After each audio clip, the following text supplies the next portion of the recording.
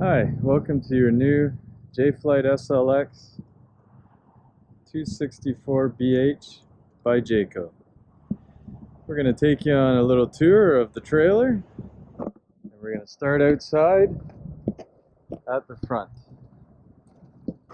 First thing you'll notice is the storage area for your battery. We have the battery leads here. This unit hasn't been sold as of yet, so there is no battery installed. We have your propane cover,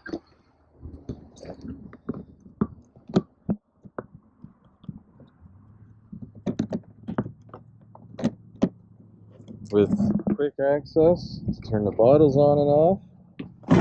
For our purpose, I'm going to take it right off so I can show you the crossover regulator. That's this right here. There's a lever on the front. If it's pointing this way, it'll draw from that tank. If it's pointing the other way, it'll draw from the other tank. Straight down, it won't draw from either. However, it gets its name from the fact that if the arrow is pointing this way and you're drawing from this tank, and this tank empties, it'll automatically cross over and draw from this tank without you having to manually tell it to do so. Another important feature here is the breakaway switch for the trailer braking system. If at any time you become disconnected from the vehicle, this pin will pull. It will engage the trailer brakes. So conversely, if the trailer brakes are sticking on or the trailer isn't towing right, this is one spot you can always look. Maybe the pin got pulled a little bit, but not all the way out. Just make sure that it is firmly in there. So we'll come to your power tongue jack with a loading light or a cargo light. It also has a port in the top here. For some reason the power isn't working, whether the battery is dead or whatever, and you're not hooked up to power, there is in the front storage compartment a manual crank for the tongue. So you'll always be able to put it up and down. Continuing along this side of the trailer, we come to your storage compartment in the front. It goes straight through to the other door on the other side and is also accessible under the bed by lifting the bed up. Stored and accessible on the other storage compartment are the crank for your electric tongue jack, as well as the crank for your stabilizing jacks. There are 4 of these jacks located at the 4 corners of your trailer. They're not used to level your trailer, merely to stabilize from any side-to-side movement. Moving along the outside here, we come to your freshwater input, as well as the freshwater drain, low point drain for your freshwater tank. You have your city water connection for if you're hooked up to a fresh water supply at like a campground or your house. Next we have your power supply for your park power, your 30 amp power. We also have the back of your fridge. It's important that this stays free of anything at all time, any obstructions, as that uses venting in this piece to for the fridge to work properly. We have an outdoor shower. We have an inlet for flushing of the blackwater tank. And then right below here we have your outlet cap. We have the gray water and black water tank valves, as well as more low point drains. Next we come to the input for the cable satellite TV for the whole trailer. We have ladder for access to the roof. You also see right there, it is set up for a rear camera.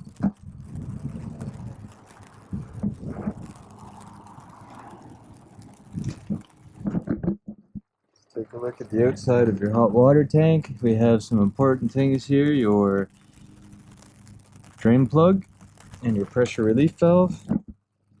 This drain plug and pressure relief valve, if you're ever going to take the drain plug out to empty it, I would always relieve the pressure on the pressure relief valve and leave this open. Otherwise that thing will come shooting out at you pretty quick. Next we come to your little outdoor storage compartment. We have an outdoor fridge for under your awning, as well as storage access under your bunks. Of note here, there's a red Robertson screw here, and a red Robertson screw on this side. Two screws, you undo them, and it gives you the access to the back of your hot water tank, and the bypass valves there for winterizing, etc. We have an output for cable, GFCI plug, and a TV mount for under your awning. So that's handy.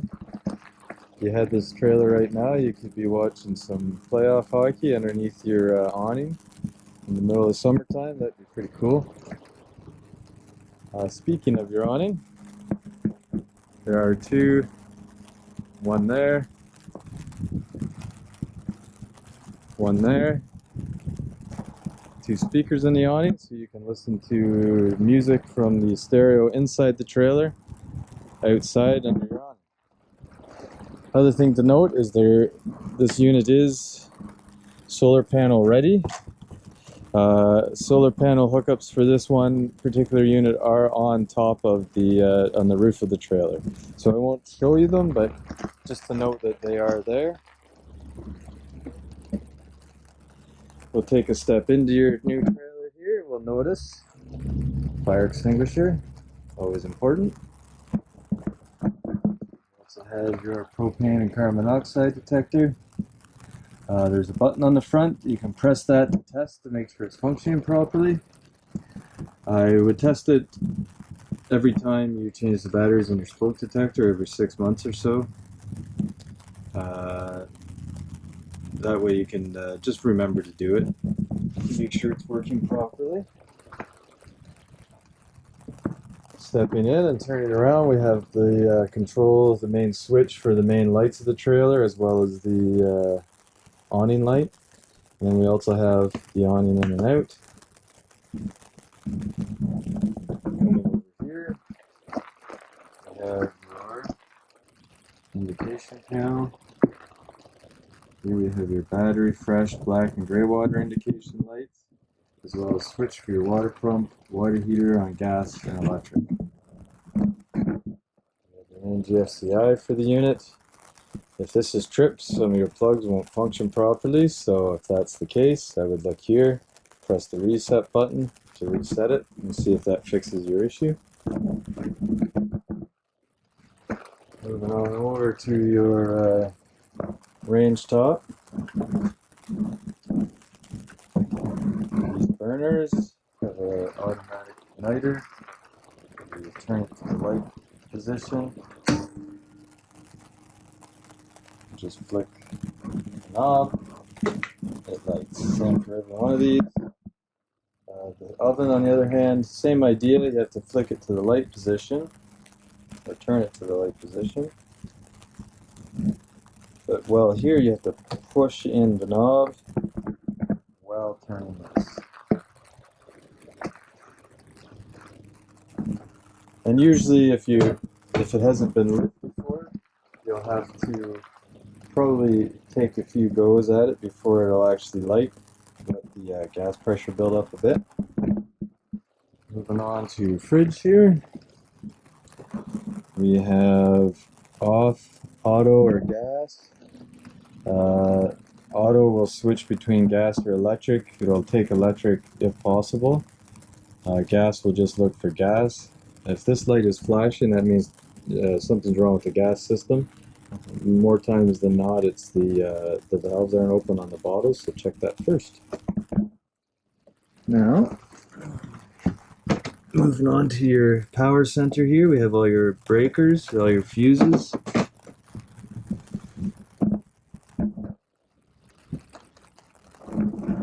thermostat. This is a capacitive touch button, meaning you don't have to really press it hard. Just lightly tap it. It'll cycle through between your fan, high, low, and auto.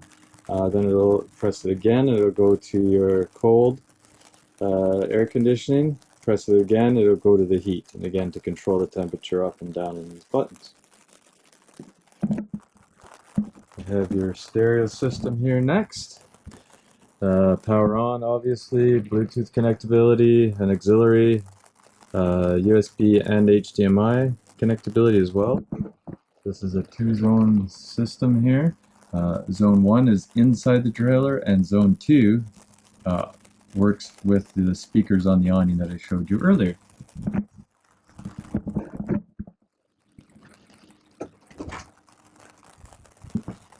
Your bathroom here. Pretty straightforward. Shower and tub.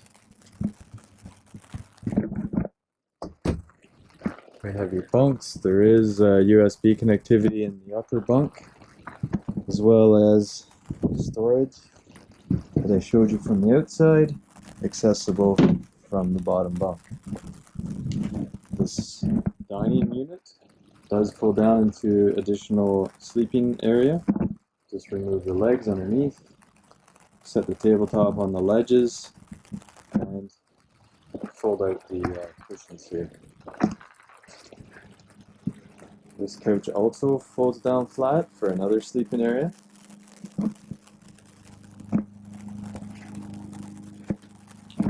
And you have your bedroom, and as I showed you before, the bed lifts up, so you have access to the underbed storage. It's held up by the pneumatic bed props there. Moving on, we have another mount, cable output, and power for the TV in the bedroom as well. We also have your emergency exit. So what we want to do is push down on the black tab, push the red handle over and up, push the handle all the way through the window. You can pull the red knob, remove the screen so you can escape to safety.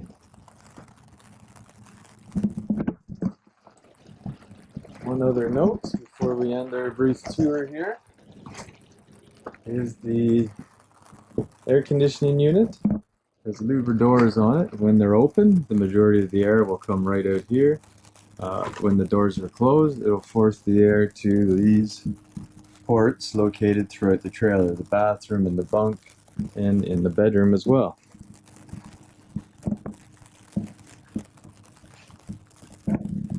And then lastly, we come to the smoke detector for the unit. As I said, with the propane carbon monoxide detector, you want to test them together just so you don't forget. Every 6 months or so, when the time changes, press the center button here and hold it. You'll hear it beep, and that'll let you know that it's still working and functioning properly. Well, that's it for your quick tour. If you have any questions in the future, we'd be happy to try to answer them. Maybe even make a specific video for the question that you have, depending on what it is. Enjoy your new trailer. I hope you have lots of fun. Congratulations, and thank you for choosing Christie's RV.